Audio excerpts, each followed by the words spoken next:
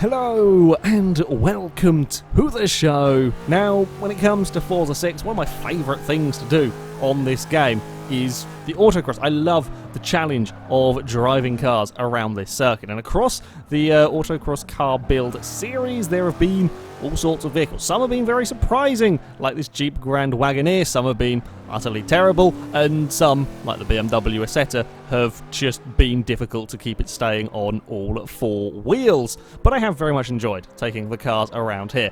And for a final episode of this series, I decided to revisit some of the early cars. Of course, over the weeks and months that I have been doing this, I've got considerably more experience with driving around this circuit, so some of the cars that went very, very early on in the series I didn't quite have the track knowledge. Now, I was planning on running the exact same builds, although I lost all of my save files around Christmas time, so a lot of the early cars went kaput with that. Instead, what I decided to do was rebuild them to a spec that I would build an autocross car now. Going to be pretty damn similar to what I would have built them. Basically, it's all handling. It's all handling. That's what you need to be getting around here quickly. Up first, the Lotus Carlton, the very first vehicle to tackle the autocross course. 464 horsepower, 512 torque.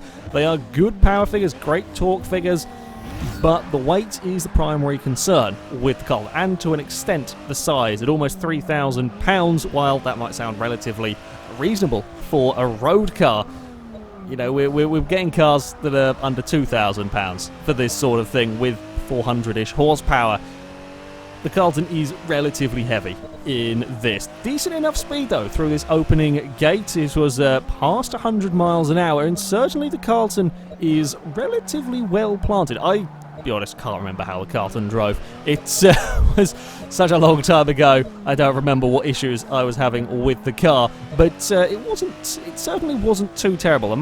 The main thing that I was having is trying to carry speed through some of these gates. The Carlton is not necessarily too happy about it. The front end doesn't quite get turned in to some of these sections. A big dive on the brakes. Good sort of straight line speed, about 118 miles an hour. It's not the very fastest car that we have seen, but that is certainly some good speed from the car. As we now come towards what is the toughest section, perhaps, then certainly the tightest section on the track. Get the car change direction nicely through there. The Carlton is carrying fairly good speed. The back end, I'd say for the most part, relatively planted. If you were a real moron with the car, you could get it sliding around a little bit, but you did have to be doing some really very, very stupid stuff for the car to be braking into oversteer, and is up towards the hairpin, the horrible barrels on the inside. This is where the little bit of understeer can actually help just drag the car slightly wide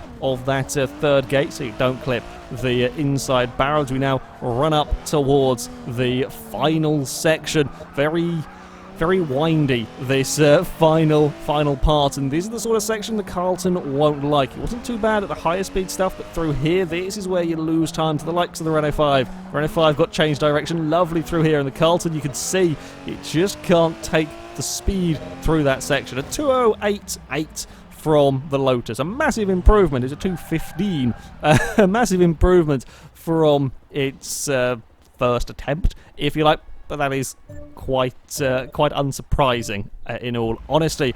The Fiat 8V would go next. 398 horsepower in this one, 429 torque. It weighs just 1,700 pounds. That is massive power-to-weight ratio. That is humongous power-to-weight ratio, even for this series. It's actually got some decent-sized tyres, around 265s on the back, and of course, the Fiat is going to be on racing tyres. Now, with this series, I have tended to stick with cars keeping their standard engine unless it couldn't get to the top of A-Class. And with the Fiat, that meant swapping it to the 5.7 litre V8, which is, quite a lot of power in a vehicle like this, and it tells. The Fiat is not composed. It is not particularly controlled. It's a huge slide. Now, I've tried in the past. I've never built a no, tell a lie, I've built one good Fiat 8V. It was a D-Class 8V, and it was during driving that in a versus the community in between races where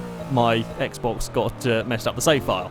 Ever since that, I've never been able to build a good 8V, and this car is an absolute handful. It is an absolute handful around this course. You can see the amount of body roll going on through these corners. Mighty acceleration. When you've stopped scaring yourself silly with the body roll and the car randomly braking sideways and so on, the acceleration in it is phenomenal. As I said, with the power to weight ratio like this, it's not surprising. It is not at all surprising how quick this thing will accelerate. It's almost 120 miles an hour before jumping on the brakes, and then another big twitchy oversteery moment. Now, the plus point, if you like, for this vehicle is, while yes, it was very, very oversteery at places, it never actually sort of twitched and threw me off the track. And that is quite helpful. At least it was manageable. I mean, you're losing little bits of time here and there as you're wrestling the car. And I don't think I've ever had a vehicle that wrestling with a car is quite as appropriate as with this Fiat, because it is just a complete and utter handful that you kind of attack the course with and kind of hope that you stay out of the barrels. Completely and utterly ridiculous. Quite a laugh to drive. Not ideally suited to autocross, but again, we got it into the 208s. This was another one that had 2:15 lap time previous, so big improvement from the Fiat. Up next, the Mazda MX5, another very early run car, 347 horsepower, 257 torque. Power to weight ratio in this, not quite as impressive as the likes of the Fiat, and it is a little bit heavier still though, going to be a very light car. However, with the MX5, you get the composure that you don't at all get with the Fiat. Now, with this car, I put the supercharger on the standard engine.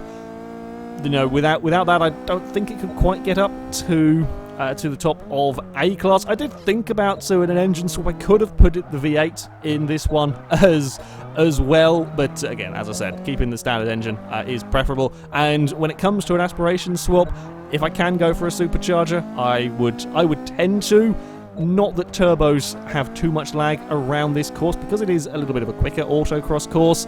You can tend to find yourself in the optimum rev range, even with a turbo, because we have had some turbo-powered cars go plenty fast enough around this circuit. Now, the Mazda, we see through the opening section, so much more composed than the Fiat. This was a lovely car to drive. You could be incredibly precise with the vehicle. One thing you did have to watch out for, though, it was still a little bit prone to that oversteer. The change of direction is fantastic in this car. It's up there with the best of them, as you would expect. Again, from an MX-5, you would expect it to be able to change direction incredibly quickly, and indeed it can.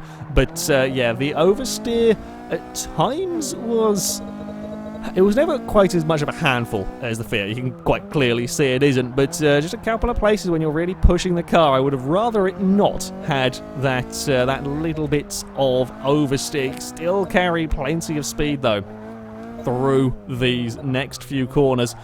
And whereas the Lotus Carlton and the Fiat were going to struggle through the narrower gates, this is where the MX-5 is again going to be really very, very good with this change of direction as we run towards the line. Can carry lots of speed, can be flat out nice and early. A little bit of oversteer, run towards the line. It's a 2:05.1 from the MX-5. Very, very quick time.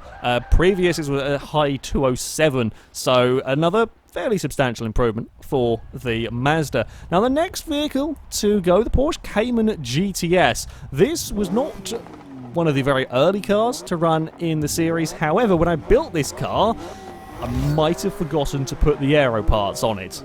My bad on that one, so I was curious to see how this one would go with the aero parts fitted back on it. It hadn't gone... It was a very, very nice car to drive. I very much enjoyed driving this car when I did it before, but it didn't go massively fast. It was in the 208s, this one. So, yeah, not a massively quick time. Power and torque-wise, it is relatively low power. It is pretty much the same horsepower as the MX-5, a little bit more torque, but it's 500 pounds heavier. That's, in power to weight ratio terms, that's quite a lot for this car. However, it certainly makes up its time through the corners, through the gates here. The Cayman is incredible. Straight line speed is still not bad. 116 miles an hour. You know, we're a couple of miles an hour down on the likes of the Carlton. However, considering it is relatively low power, relatively high weight in terms of this series, the acceleration is not too bad. And just the way that you can place this car through the gates is just incredible. As I said, this thing was great to drive. I liked driving this car. When I first drove it with the aero, it is that bit better. It is, you can just carry more speed through these corners. You can get on the throttle sooner. That's a very, very quick run through that corner as we now head up towards the hairpin. And there's no oversteer in this car. Unlike the MX5, when you went to get on the throttle, there was just always that little bit of concern in the back of your mind that the car might step sideways, and at quite a few places around the lap, the car would. This was pretty much glued to the road. It was an absolute joy to drive around this course. It really was. As we now come up towards this final section again, much like the MX5, the Cayman can carry lots of speed darting around this final few gates. Again, flat out nice and early. And it's across the line at a 2:04.7. It's an incredible time from the Porsche, almost 4 seconds quicker. I'm not sure all of that is down to aero, but there we go. The BAC Mono as well would be the final car that I would revisit. This set the benchmark time early on in the series, and it only seemed right to have another go. Completely stock the BAC Mono. It is, of course, incredibly light, 1,300 pounds. It's a track car. It is ideally suited to this sort of thing, and while it may only have 280 horsepower, just over 200 torque, you know, being so light, that power to weight ratio is good. It's up there with the Clio in terms of speed through that first section. It is completely flat out through there. The Clio, I had to have a little lift to settle the car. This is completely flat out through that opening high-speed section. One of the very, very few cars, if any, I can't think if anything else has gone flat out through that section. And again, the precision you can have with this car is incredible. Flat out, absolutely no problem. Down here, up to 117 miles an hour. It doesn't have the power of the likes of the Lotus Carlton or many of the other vehicles that have gone before it. And, you know, certainly it'll run out of speed very, very quickly, but it doesn't matter. At an autocross course, it is accelerating very quickly, you know, being, again, power to weight ratio being so light, it can accelerate up towards that 120 mile an hour mark as quick as the likes of the Carlton, and then we can throw it through these gates.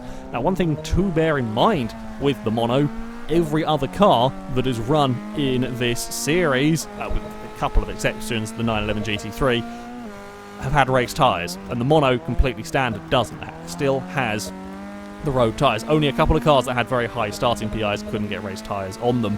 But yeah, the Mono is here on road tyres, and you can tell. Certainly the brakes are not quite as phenomenally powerful as I was expecting around here. There's a couple of places where you jump on the brakes, and you do have to be quite early on or earlier on the brakes than you might expect an incredibly lightweight track car. You know, it's still very good under braking, but it's not quite as phenomenal as I was kind of expecting. I think that is down to the tyres. Simply, we don't have those racing slicks, but the change of direction is incredible. Once again, it's another 2:04 this time, a 4.971 from the Mono. A hell of an impressive car, that one. So, the revised times for these vehicles. The Carlton and Fiat 8V were incredibly close, or relatively close, the first time I ran them. And with the revised, still close. The Carlton goes into 55th place. It is a tenth of a second down on the GMC Cyclone. It's a tenth of a second faster than the complete animal of a Fiat. The Fiat, and both of them, you know, beat the Subaru SVX, the Hot Wheels Bone Shaker, the Watson Special Roadster, the Ford Deluxe Coupe. Yeah, they are, you know, down towards the lower end. It's a much more respectable time from both of the cars, and you saw how much of a handful that Fiat was. And the Carlton is just a little bit too heavy, really. Yeah, they're kind of more respectable times. To the top of the table, and the Cayman goes into third place.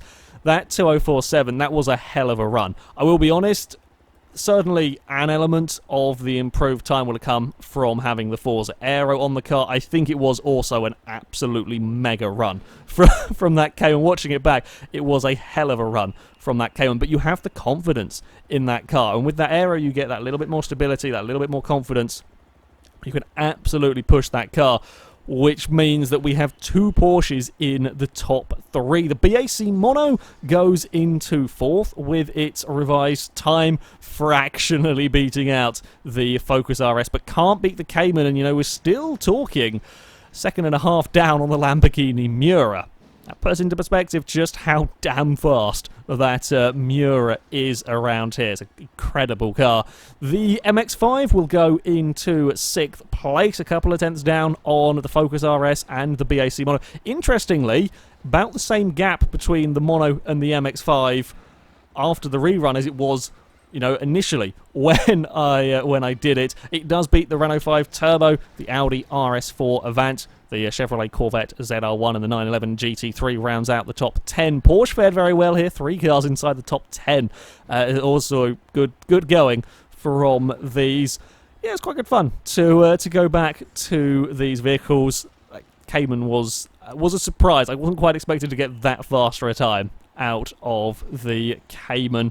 But there we go. That is going to be it for this Autocross Car Build series. I will put a link in the description to probably a Google Documents that will have the entire leaderboard, so you can have a look through that and see where all of the various cars have ended up.